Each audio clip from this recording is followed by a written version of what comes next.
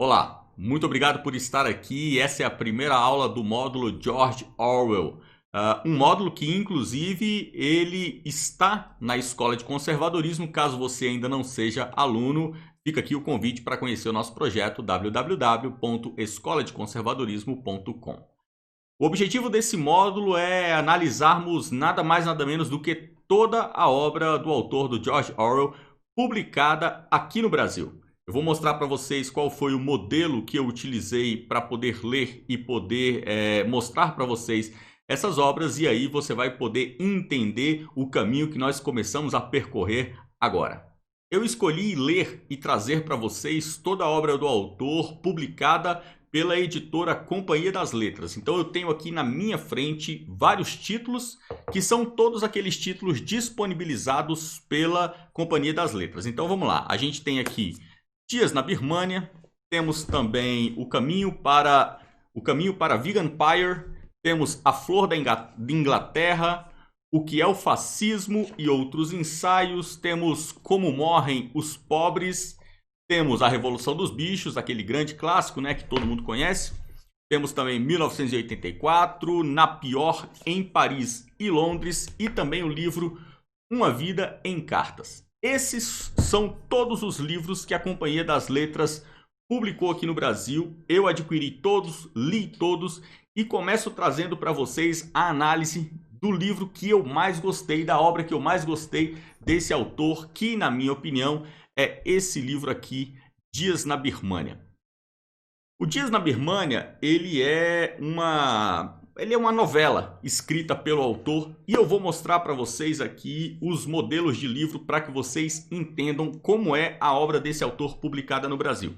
Então vamos lá, vamos separar aqui, vamos fazer algumas pilhas para você poder identificar. Você que comprou toda a coleção também junto comigo, vamos lá, vamos separar esses livros. A gente tem Dias na Birmânia, que eu vou mostrar aqui nessa aula. Ele é um romance, então vamos classificar ele como uma novela, tá bom?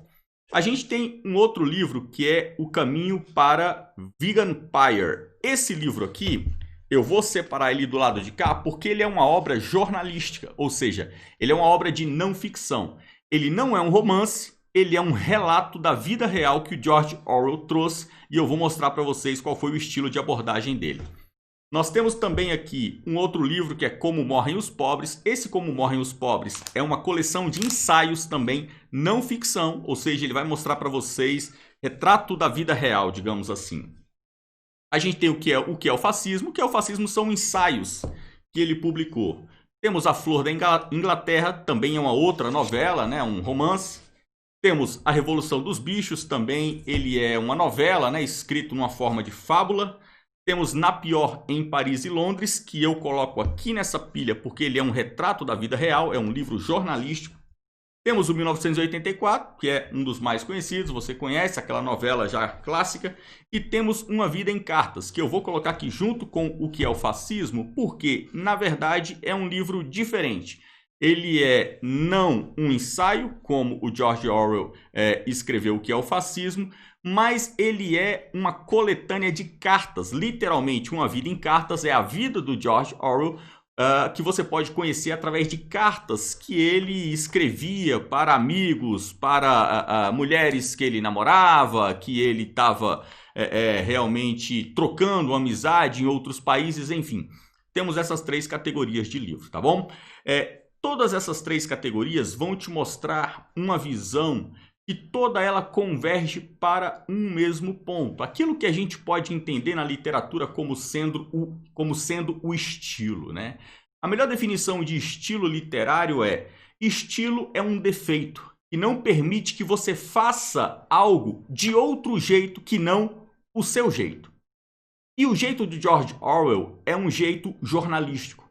É um jeito de observar a vida real e, através daquele olhar jornalístico, ele tomar notas e analisar a vida real, mostrando para o autor como é dura a vida, como a vida pode ser desigual para diferentes tipos de pessoas e como nós devemos buscar não um objetivo factível, onde você almeja uma vitória específica, mas nós devemos buscar sempre lutar. Sempre lutar por aquilo que a gente acredita, sempre lutar por um ideal, ainda que esse ideal seja utópico, ou seja, algo que você não vai alcançar em definitivo, mas a tua própria caminhada fará com que esta busca pelo ideal traga diversos benefícios, enfim. Melhore a tua vida, edifique a tua vida e edifique também o mundo em que você vive. Esse é um destino, esse é um objetivo que eu acho que é um belo objetivo para cada um de nós, principalmente nós, né, brasileiros que estamos vivendo nesse momento tão complicado da nossa história do Brasil. E quem foi George Orwell? Vamos lá. George Orwell, na verdade, é um pseudônimo. Ele utilizava para escrever seus livros, para publicar os seus livros, e o seu verdadeiro nome foi Eric Arthur Blair. Ele nasceu no ano de 1903 e morreu jovem, morreu em 1950, morreu ali aos 46 anos. Ele utilizava um pseudônimo principalmente porque no início da sua carreira ele tomou uma decisão que foi uma decisão muito interessante, mas é uma decisão que exigia dele realmente um pseudônimo. Por quê? O George Orwell, vamos utilizar aqui sempre o seu pseudônimo, ele se imiscuiu em uma vida que não era a sua vida natural. George Orwell ele começou a conviver com as classes mais pobres da sociedade britânica. E isso se deu de forma muito rica, muito interessante. Você pode colher isso nessa série de 3 livros jornalísticos, né? O Na Pior em Paris e Londres, O Caminho para Vegan Empire. Esses livros eles são muito bons porque ele mostra o que George Orwell viu na sarjeta, o que ele viu na favela, o que ele viu na grande pobreza do mundo em que ele viveu, ali o Reino Unido entre 1930 e 1940. Eu acho que a melhor forma de nós localizarmos aqui a obra do George Orwell é entre a Primeira Guerra e a Segunda Guerra Mundial, Inglaterra. Vamos lá, vamos ver em que mundo esse autor viveu. Esse mundo é um mundo de diferenças, é um mundo de uma vida muito dura, né? A gente já falou muito lá na Escola de Conservadorismo sobre a Primeira Guerra Mundial e sobre como foi a Primeira Guerra Mundial e o que veio após a Primeira Guerra Mundial. E é um mundo muito duro, um mundo castigado pela luta, um mundo castigado no aspecto econômico, financeiro, ou seja, muito desemprego, e um mundo também castigado no aspecto emocional, sentimental, onde todo o mundo europeu, durante a Primeira Guerra Mundial, precisou enfrentar um pensamento que ainda não era visto, não era compreendido como um preconceito, era visto como um verdadeiro pensamento, uma forma de ver a vida em sociedade que alguns autores, alguns sociólogos gostam de classificar, eu acho que é bem oportuno, de darwinismo social. Então você tem um mundo com grande desemprego causado ali no pós-guerra e você tem um mundo de darwinismo social. O que significa isso? É nada mais do que uma forma de ver o mundo em que naquela época parecia muito realístico, parecia muito científico ver por esse ângulo. Você ver que diferentes nações, diferentes povos evoluem em tempos diferentes. Você não vê toda a humanidade se desenvolvendo ou regredindo em conjunto, mas sim em aspectos diferentes, em tempos diferentes. E essa diferenciação se daria através de povos, através de nações. Esse tipo de pensamento gerou diversos problemas no continente europeu e ocasionou diversas formas de governo terríveis, que marcaram a época, como por exemplo o próprio fascismo, o próprio nazismo, que era uma crença de que os povos alemães eles seriam maiores, eles seriam melhores, mais inteligentes, mais combativos que outros povos. E sendo assim, os povos alemães teriam o povo alemão teria um próprio dever humano de conquistar toda a Europa e fazer com que toda a Europa se tornasse germânica, se tornasse grande, poderosa, inteligente, como os próprios alemães. Essa ideia de darwinismo social, ela se manteve por muito tempo na Europa. Não era uma ideia que as pessoas comuns tomavam ciência, tomavam nota e passavam a ter preconceitos com relação a ela. Mas era um pensamento que permeava todo o meio social de seu tempo, assim como o positivismo também, no século XX, dominou no Brasil, por exemplo. todo o meio de pensamento, não apenas dos cientistas, dos acadêmicos, mas de todo o povo. Pessoas que não tinham noção do que seria o positivismo, tinham forma de viver a vida, tinham uma forma de pensar e ver o mundo positivista. A vida do nosso autor se inicia sob o aspecto literário quando ele passa 5 anos servindo como soldado inglês na Birmânia. A Birmânia era uma província do Império Indiano. E quando os ingleses dominam a Índia, passam a enviar soldados ingleses, oficiais ingleses, até mesmo alguns profissionais ingleses para ir para a Birmânia, ir para a Índia, para dominar, organizar, ajudar a desenvolver aquele pedaço de terra que aos olhos da Inglaterra era um pedaço subdesenvolvido, com uma certa riqueza de matéria-prima que poderia ajudar tanto a Inglaterra quanto o próprio reino, o próprio Império Indiano. O George Orwell ele vai por 5 anos servindo ali especificamente na polícia militar inglesa ali na província da Birmânia, e durante esses 5 anos ele tem um choque. Ele tem um choque porque tem uma frase em que ele descreve literalmente o seguinte. Ele escreve nesse livro aqui, O Caminho para a Vegan Empire, ele diz o seguinte: para odiar o imperialismo é preciso fazer parte dele. Essa visão de George Orwell enriquece a sua mente com uma forma de ver a vida de que um colonizador e um colonizado, eles sempre manterão uma relação desigual. Eles sempre terão ao longo de sua vida uma relação que, mesmo que o colonizador ajude o povo colonizado a crescer, a se desenvolver, e o autor em nenhum momento nega isso, ele mostra que mesmo ele sendo anti-imperialista, ele reconhece muito e muitas vezes que o Império Britânico ajudou muito a Índia a se desenvolver, e até mesmo que a Índia jamais poderia chegar onde chegou sem essa ajuda do Império Britânico. Ele reconhece também que sempre quando um colonizador olha para um colonizado, ele vê um rosto de revolta, um rosto de tristeza, o rosto de alguém que está sendo dominado, e ainda que tenha ganhos com aquilo, ele no fundo busca um dia se libertar. Essa visão vai percorrer toda a literatura do George Orwell, e aqui eu trago uma primeira surpresa para você que está aqui conhecendo. Primeiro de tudo, estou falando apenas do autor para depois entrar no nosso romance. Eu trago aqui a primeira novidade, tenho certeza, para muitas pessoas, que é a seguinte: George Orwell, ele tem toda a sua vida marcada pela crença na divisão de classes. Então, ele entende que o mundo realmente sofre de uma guerra de classes, e quando você lê toda a obra do autor, e eu indico muito aqui que todos vocês leiam, você vai conhecer uma característica desconhecida do grande público, que é a característica de que George Orwell, na verdade, era socialista. Como as duas maiores obras do George Orwell são A Revolução dos Bichos e 1984, a grande maioria do público que não tem acesso a ler toda a obra do autor fica com a sensação de que está lidando com um autor que, vamos falar aqui sobre o universo político, seria alguém de direita, seria alguém contra a visão de esquerda do mundo, mas é absolutamente o contrário que você encontra quando lê toda a obra do autor.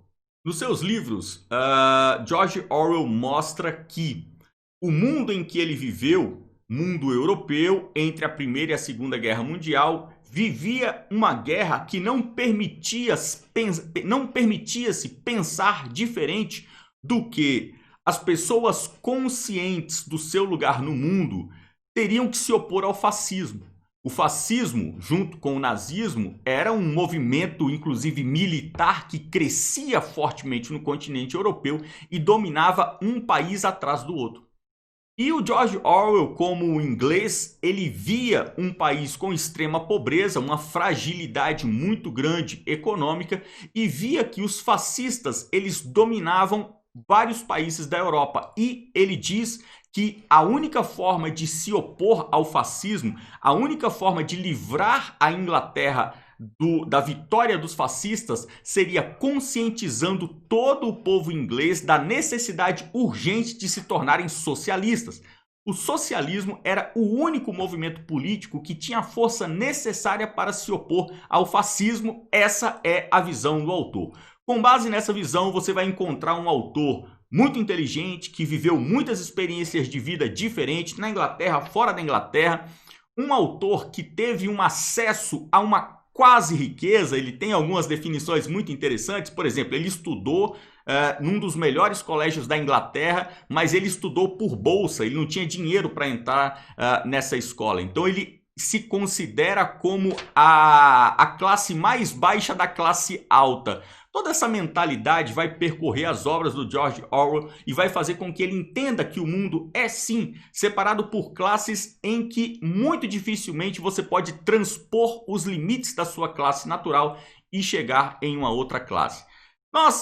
Eu tenho certeza que a grande maioria do público que me acompanha aqui é um público conservador, é um público de direita. Você sabe que isso já é uma compreensão errada, é um princípio que quando você parte dele, você entende a sociedade de uma forma errada, fazendo essa análise hoje do nosso mundo de hoje. Essa análise que eu vos passo aqui é a análise do próprio autor vivendo o seu próprio mundo ali, um mundo totalmente diferente desse que a gente vive hoje. E como um autor com essa visão pode escrever dois livros incríveis como o 1984 e o Revolução dos Bichos, que são os dois livros mais impactantes do século XX, e são os dois livros que impactam justamente por mostrar toda a nudez, toda a crueldade, a crueza do socialismo. Tanto a Revolução dos Bichos como 1984 são títulos que destroem, implode é a melhor palavra, porque vem de dentro para fora, implodem o socialismo. Quando alguém lê a Revolução dos Bichos, você entende a loucura que é, a loucura que foi a Revolução Russa. E quando você entende, quando você lê o 1984, você conhece o que é a maluquice do projeto socialista de dominação de uma sociedade. Como pode George Orwell ser socialista e escrever os dois maiores clássicos que detonam o socialismo? Pessoal, essa foi a primeira grande lição que eu tive com esse autor e foi algo que realmente veio, eu não diria mudar, porque é um caminho que eu tenho percorrido lá no YouTube, no Comunicação e Política, como aqui também na Escola de Conservadorismo, que é o caminho de ver o grupo político ao qual eu pertenço e criticá-lo, com o objetivo de melhorá-lo, com o objetivo de fazer com que ele se torne vitorioso. Essa lição que você aprende com George Orwell, lendo aqui Dias na Birmânia, é a lição de que, sendo George Orwell britânico e socialista, necessitava que ele, antes e mais do que qualquer outra pessoa, criticasse o socialismo para salvá-lo. Criticasse o socialismo para fazê-lo se reerguer de problemas que ele sofria, com todas na visão do autor, com todas as distorções causadas pelo trotskismo, pelo stalinismo. Essa visão do autor, ela faz com que você tenha mais responsabilidade para com a luta com a qual você lida no dia a dia. E aí a gente tem uma lição muito importante, principalmente na direita, que é o nosso grupo político no Brasil desse ano 2020 que a gente tem vivido, que é a ideia de que quem faz parte da direita só deve elogiá-la, porque no momento em que você a critica, você dá munição para o inimigo. Isso não existe na obra do George Orwell. E graças ao George Orwell, pessoas do seu tempo puderam ver os erros do socialismo e corrigi-los. E tantos outros puderam ver que o socialismo não era o modelo perfeito, mas sim um modelo que buscava uma visão ideal de mundo e assim, corrigindo os seus erros, progredir e fazê-la se tornar vitoriosa. Eu trago isso para o meu mundo, eu trago isso para o oposto, eu trago isso não para o socialismo, que é essa mentalidade pérfida e que hoje é muito fácil você olhar para todo esse mundo entre Primeira e Segunda Guerra Mundial e ver a perda de tempo que foi a dedicação de grandes homens e grandes mulheres a esse projeto de dominação social que é o socialismo. Vamos trazer para o nosso mundo, para aquilo que a gente entende que é a visão correta das cidades, das sociedades, que é o conservadorismo, que é uma política de direita aliada à moral e ética que nós chamamos de conservadorismo. Trazendo isso para o nosso mundo, a gente vê que Mais do que ninguém, antes de qualquer outra pessoa, nós que temos vivido o conservadorismo, nós que elegemos um projeto de direita, nós podemos e devemos detectar os erros que estão no meio de nós e denunciá-los, corrigi-los, mostrar, exibi-los para que todos vejam, estamos errando aqui, aqui e ali. Precisamos corrigir porque esse modelo não pode se perder, pois ele é o único que pode nos levar a um Brasil grande. Algumas pessoas vão falar: não, tudo bem, Fernando, mas as críticas podem até vir, mas devem ser internas. Eu discordo. Eu tenho adotado uma postura diferente, eu tenho feito isso de forma explícita, de forma pública, e eu acho muito bom o modelo do George Orwell, né? É impossível fazer uma crítica mais explícita do que essa que ele fez, escrevendo livros, né? Então ele não apenas falava para os outros, como ele registrava por escrito aquilo para que toda a sua posteridade pudesse ler.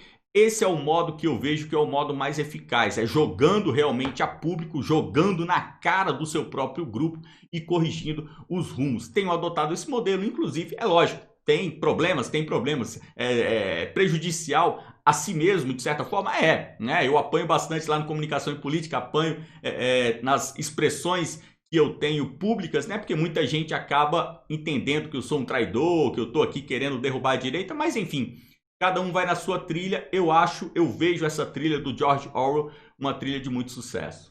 Vamos então ao nosso romance, vamos aqui ao livro que eu mais gostei do autor, O Dias na Birmânia. Vamos lá, esse é um dos primeiros livros do autor. Eu não fiz uma leitura. No meio do caminho eu pensei que talvez eu pudesse ter feito dessa forma, mas não fiz. Acabou que eu não fiz. Eu não fiz uma leitura cronológica. Eu não peguei do primeiro título ao último. O George Orwell, ele tem muito mais do que isso daqui publicado, né? Aqui nós temos 3, 6, 9 títulos. Então eu tenho 9 títulos comigo. Ele tem muito mais do que 9 títulos publicados. Inclusive no Brasil tem mais uns 2 ou 3 além desses, mas que não são da coleção da Companhia das Letras. Por isso, da Companhia das Letras, por isso que eu não trouxe, porque eu queria fazer um pack, né? Eu queria fazer um kit de livros bem fechadinho, bem legal para mostrar para vocês aqui na Escola de Conservadorismo. Vamos lá. A coleção que a Companhia das Letras publicou, ela tem um preço muito legal. Eu gostei dos valores, são preços justos. Livro no Brasil é muito caro. Os livros da Companhia das Letras, eles geralmente conseguem ter um custo-benefício melhor. São livros muito bem editados. Quem gosta do aspecto de diagramação, de projeto gráfico, são livros muito bons. Tem uma lombada boa, tem a cola, a costura bem legal. Então são livros muito bem feitos. São livros que você não vai ler ele e quando acabar de ler ele vai estar detonado. Você vê que os meus livros aqui estão praticamente novos. Tem títulos aqui que você praticamente não vê nem marca de dobra na lombada. Então são livros muito bons. Esses livros você encontra na nossa livraria também, livrariacep.com.br. Lá você não vai encontrar todos os títulos, porque a gente entrou em contato inclusive com a Companhia das Letras para poder trazer todos os títulos, mas tem alguns que estão fora de linha, você não consegue mais encontrá-los. Então você acaba tendo que comprar na internet peneirando. Eu fiz isso, teve livro que eu comprei em um site, livro que eu comprei em um outro, mas lá na nossa livraria, livrariacep.com.br, tem 5 títulos, tá bom? Inclusive eu montei alguns kits, tem um kit com 5 títulos e tem um kit com A Revolução dos Bichos e 1984, tá bom? Vamos lá. Dias na Birmânia é um romance que o autor escreveu baseado na experiência que ele teve ali nos seus 5 anos em que ele serviu como policial militar na Birmânia. A Birmânia não existe mais, né? Esse nome Birmânia. A Birmânia acabou se tornando Mianmar. Então, Mianmar, né, hoje atende por esse nome, é a antiga Birmânia. E foi lá que o autor se inspirou para escrever esse belo romance. Vamos lá, vamos resumir aqui a história desse romance.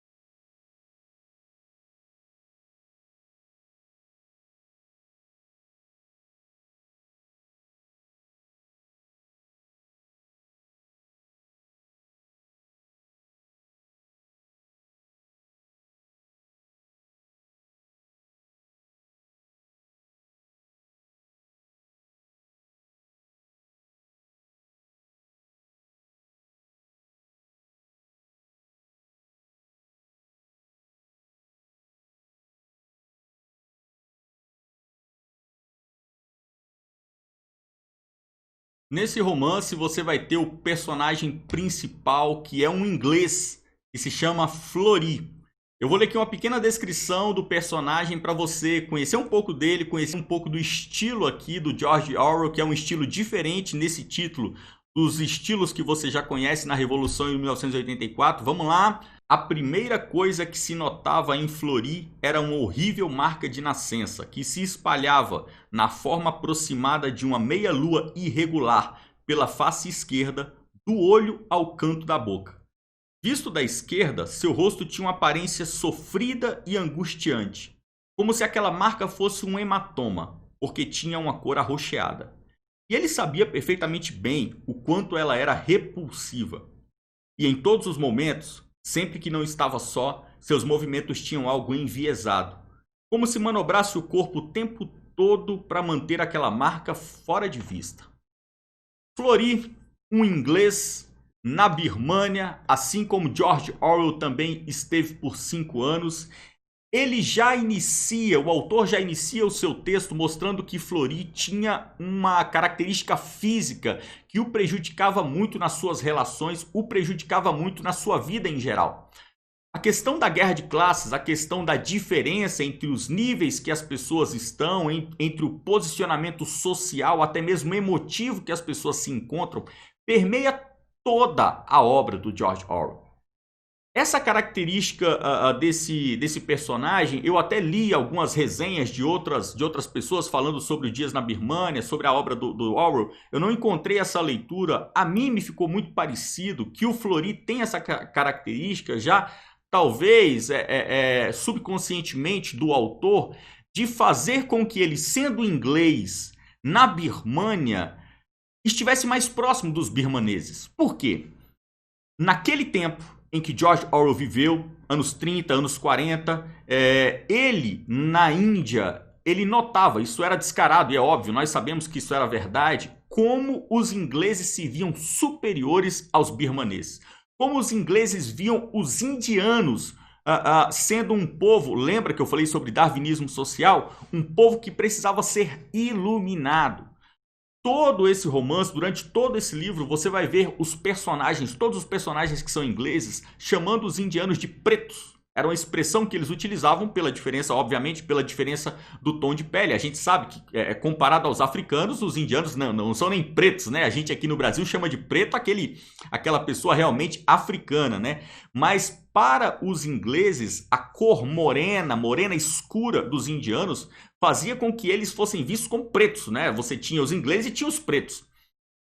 Quando o Flori aparece com essa marca de nascença muito feia, horrível, o autor, o George Orwell, já faz com que ele, sendo inglês e sendo o autor principal do livro, ele não fique o tempo todo orbitando em um andar superior aos indianos, mas sim possa se misturar a eles.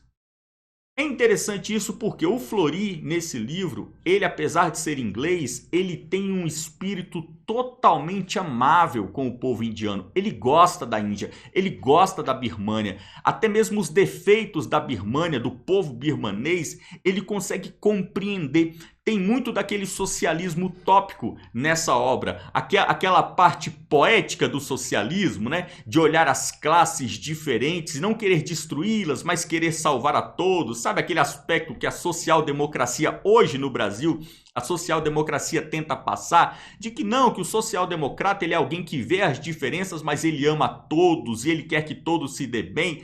Isso que hoje a gente sabe que é uma grande palhaçada, é uma grande bobagem, uma grande lorota por parte dos social-democratas no mundo político de hoje, aqui no tempo do Orwell era uma utopia. Era um tempo onde o marxismo ainda estava tentando ser aplicado por poetas, escritores, pensadores intelectuais como algo que poderia expurgar o lado ruim da sociedade, o lado ruim da organização social dos povos. Então, quando você vê o Flori se relacionando com os birmaneses, você entende que o Flori é obviamente um personagem caricato, é obviamente um personagem que o George Orwell escreve baseado na sua própria visão. Flori seria o George Orwell nos 5 anos que ele serviu como policial militar na Birmânia. Se você não tem intimidade com leitura de livros que se passam num tempo muito anterior, né? Deixa eu virar aqui as lombadas para vocês. Se você não tem costume de lidar com livros de história, se você não é um leitor voraz de livros de história, eu vou te dar uma dica aqui para você aplicar sempre na tua vida. Sempre que você ler um livro histórico ou um livro que retrate um tempo já passado, né, há um bom bocado de anos, você jamais pode avaliar aquele livro com a tua mentalidade de hoje. Você pode fazer isso para você tirar alguma conclusão sua de aplicabilidade no seu tempo. Mas quando você julga a obra, e você deve julgar as obras, quando você julga as obras, você tem que julgá-la de acordo com o seu tempo, de acordo com o tempo em que ela viveu, em que o autor viveu. Você jamais, já te dou uma dica, pode, por exemplo, ler George Orwell com a visão política do Brasil de 2020. Se você ler isso, primeiro que você não vai nem conseguir ler. Você já vai começar, quando você descobrir que o George Orwell é socialista, você vai parar de ler. Porque ele é socialista, então ele é mau. Se ele é mau, ele escreve um monte de bobagens e os livros dele não prestam. Então, eu indico a você, saiba avaliar o material histórico. Isso vale muito para as leituras que você fizer sobre a história do Brasil. O segundo personagem mais importante do livro, né? Então você tem aqui o protagonista, que é o Flori. Você tem também o antagonista do Flori, que é o Yupo-Kim. Eu tô olhando aqui porque eu colei, obviamente, para falar o nome dele para vocês, porque é um nome indiano. O Yupo-Kim é um sujeito, um gordão, um cara que é um magistrado ali na Birmânia. Mas, meu amigo, magistrado na Birmânia, do Império Indiano, colonizado pelo Império Inglês. No fundo, a gente está falando daquele velho magistrado corrupto. Então, o livro se inicia, inclusive, falando do Yupo-Kim. Não começa falando do Flori, não. Primeiras páginas que você lê são páginas que descrevem o Yupo-Kim. Por quê? Ele, como antagonista, ele vai fazer todas as maldades durante o livro e ele vai se opor a todas as tratativas do Clube Europeu. O Clube Europeu é o seguinte, como o Império Inglês mandava poucos ingleses para a Birmânia, para a Índia, aqueles poucos ingleses que ali estavam, eles precisavam se aglutinar em torno de algo que fizesse com que eles mantivessem a identidade inglesa em solo indiano. E esse algo era o Clube Europeu. O Clube Europeu era literalmente um clube, né, que eles montaram, onde eles iam ali jogar golfe, iam jogar polo, iam tomar uísque, fumar charuto. Então você tinha ali meia dúzia de ingleses, literalmente meia dúzia de ingleses na Birmânia, e esses ingleses todas as noites eles iam para o Clube Europeu e ali eles ficavam tomando uma bebida, jogando carta, mantendo aquela tradição inglesa, tomando um chá e tal. E o Yupo-Kim, o maior sonho dele era entrar para o clube inglês. Só que o clube europeu, obviamente é só para europeu. O Yupo-Kim, ele é indiano. Todos os indianos tinham o sonho de chegarem ao ponto de conhecer um inglês, porque era status social. O inglês, lembra, mais uma vez, darwinismo social. O inglês ele era muito superior ao indiano. Então, se os indianos, por exemplo, tivessem um amigo inglês, já fazia com que ele fosse visto como um indiano superior, porque ele era um indiano próximo da classe superior dos ingleses. Entrar para o clube europeu significava você sair do status de indiano e passar praticamente a um status de inglês, ou seja, você deixava de ser um colonizado para ser um colonizador. É o sonho do personagem aqui do Yupo-Kim, o vilão da história aqui do George Orwell.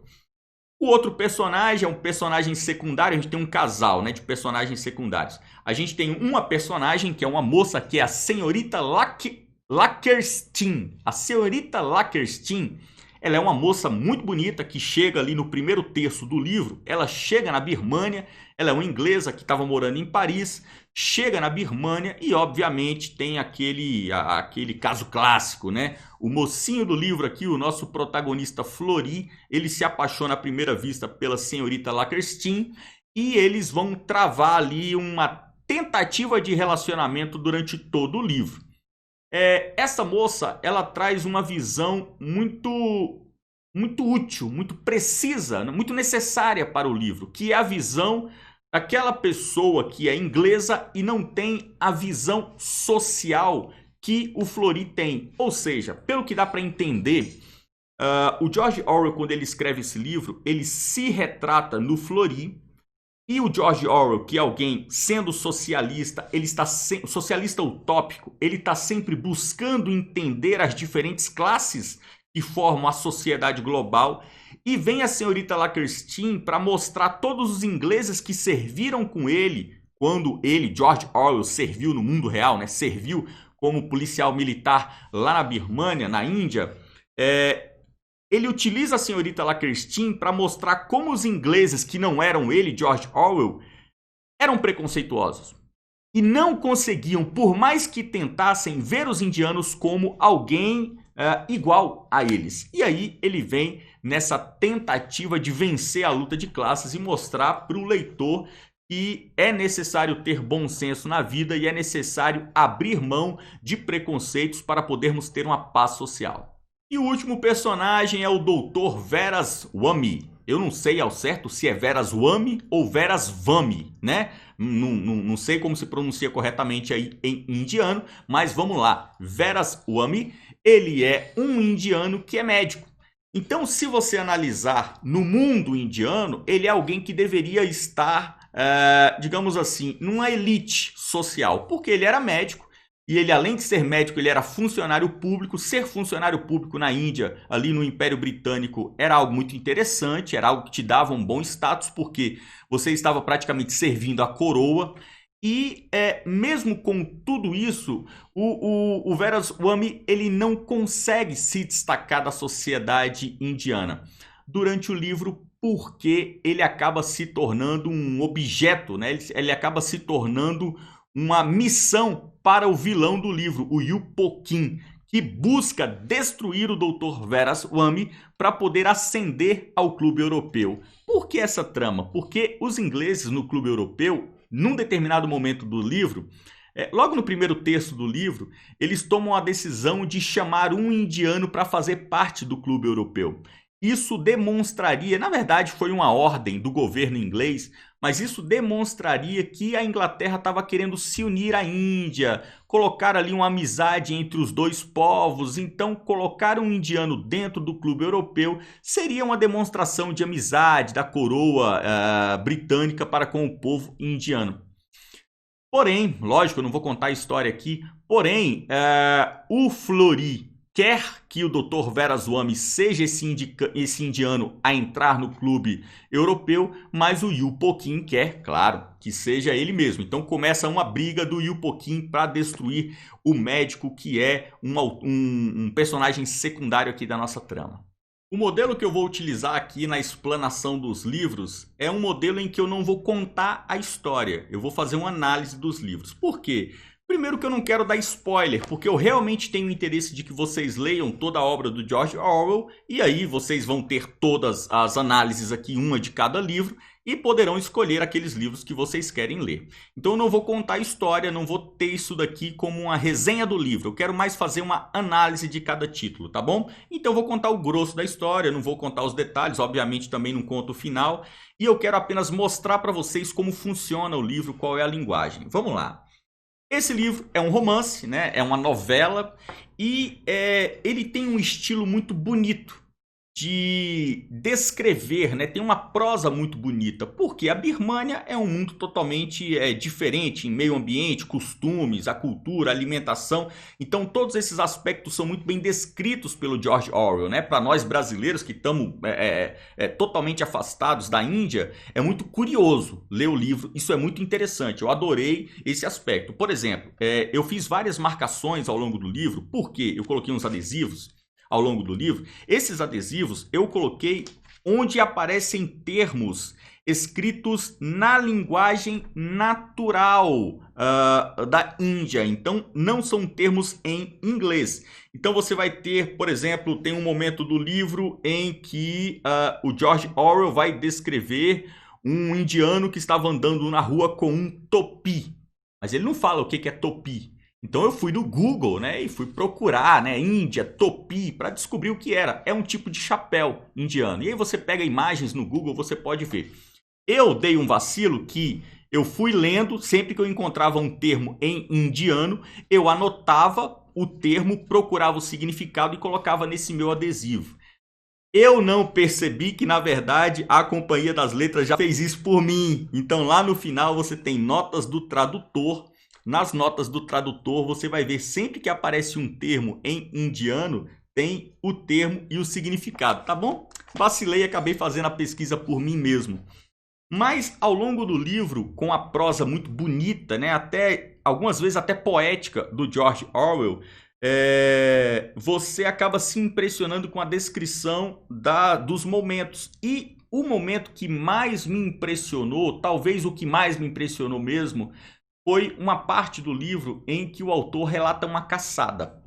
Vamos lá, o Flori, ele tem um primeiro contato com a senhorita Lackerstein, ele se apaixona por ela e ele fica tentando se aproximar ela para conseguir dar início, ele engajar um namoro, né, engajar um romance com ela e não consegue, ele é meio desastrado.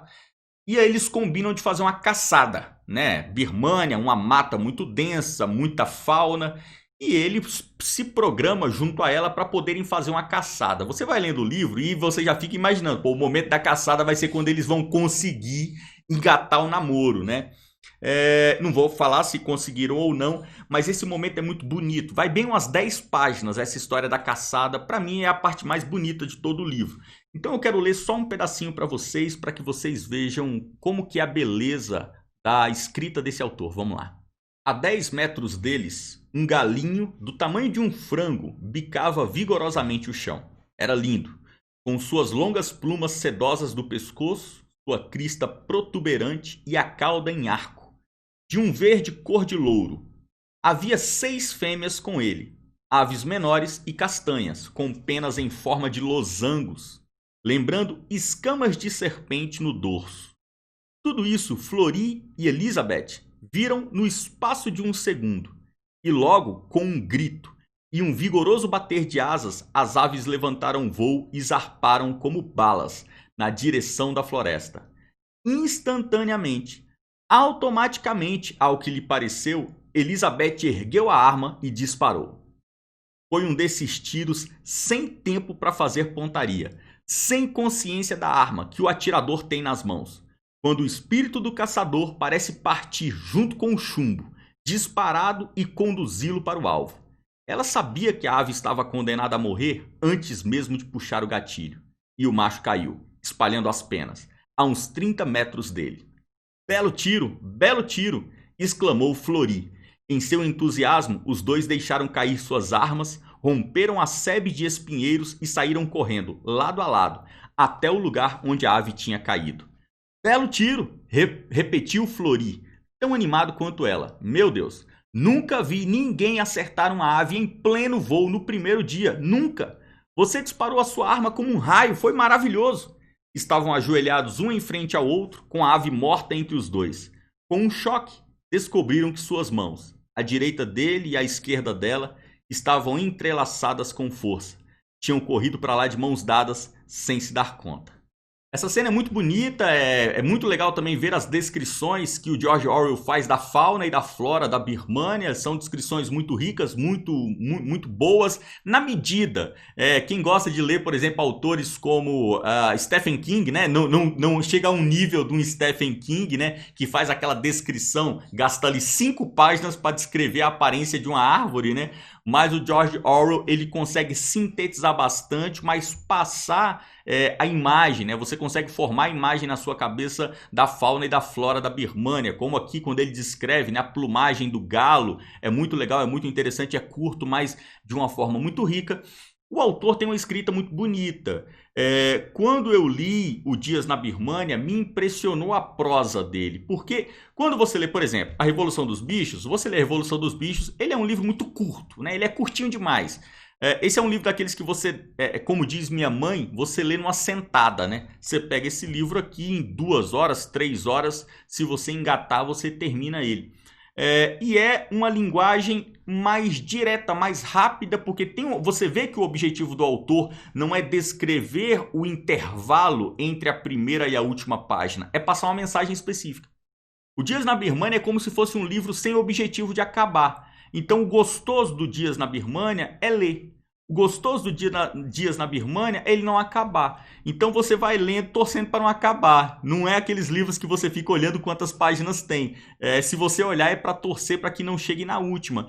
E todo o andamento do livro gira em torno dessa história. Se o Fleury vai conseguir engatar um namoro com a Elizabeth, né, a senhorita Lackerstein, e a trama do Yu Po Kim com o Veeraswamy, se eles vão conseguir entrar no clube europeu, um dos dois. A trama se resume a isso daí. O final, obviamente, eu não vou contar. Eu apenas digo para vocês que o final ele é impactante. E eu digo para vocês que ele é impactante numa forma em que me tocou muito profundamente. Foi um livro que o final dele, eu terminei de ler ele numa manhã, né? Então eu comecei a ler ele, demorei uns 3 dias para ler esse livro. E quando eu terminei foi numa manhã, aqui em casa que eu estava lendo, aqui na minha área, na minha varanda. E foi um livro que me deixou triste no final. Mas digamos assim, uma tristeza boa, né? Não é uma tristeza aquela tristeza negativa que te deixa sem sentido ou vem sem sentido para te fazer sentir mal. Mas é um fim tão impactante, é um fim tão forte que ele te leva a uma meditação, ele te leva a uma análise da sociedade, a uma análise dessa vida, do tempo que nós ocupamos e de como as pessoas se dão bem, as pessoas se dão mal, sem muita lógica. É um final muito impactante e que eu passei o dia inteiro. Terminar esse livro pela manhã foi assim terrível. Porque eu passei literalmente o dia inteiro tocado e muito triste, muito pensativo. Foi uma experiência ótima, né? Não foi ruim, foi uma experiência ótima, porque na nossa vida a gente precisa desses momentos. Você precisa de um momento de tristeza, você precisa de um momento onde você se envolve com uma história de forma muito profunda e aquela tristeza te leve a reavaliar algumas coisas. Reavaliei algumas coisas, esse livro me tocou bastante, fez muito bem para mim. É um livro lindo, é um livro poético, é um livro muito interessante e é um livro com uma carga cultural e social muito forte. Toda a obra do George Orwell tem essa carga muito forte. Deixo aqui no final um recado para você. Você que leu apenas os grandes clássicos, né, o Revolução dos Bichos e o 1984, leia outros títulos. Esse título foi o que eu mais gostei de todos. Deixo indicado para você. Se você quer dar mais uma chance para o autor, mesmo depois de saber isso que eu falei sobre ele aqui, o pensamento político, a linha dele, leia Dias na Birmânia, é muito bonito, você vai se surpreender. E aí vamos passar para os próximos livros. Eu vou falar agora sobre os livros de não ficção, os livros de jornalismo e o trabalho que o George Orwell fez ali na Inglaterra, junto às camadas mais pobres ali do seu país. Obrigado por tudo, valeu demais. E você que quer ter acesso a todo o conteúdo do módulo George Orwell, se inscreva na Escola de Conservadorismo. Se você não é aluno da Escola de Conservadorismo, quer ter acesso ao módulo George Orwell, vou fazer uma forma com que você também consiga ter acesso a esse módulo em separado. Muito obrigado por tudo. Até a próxima.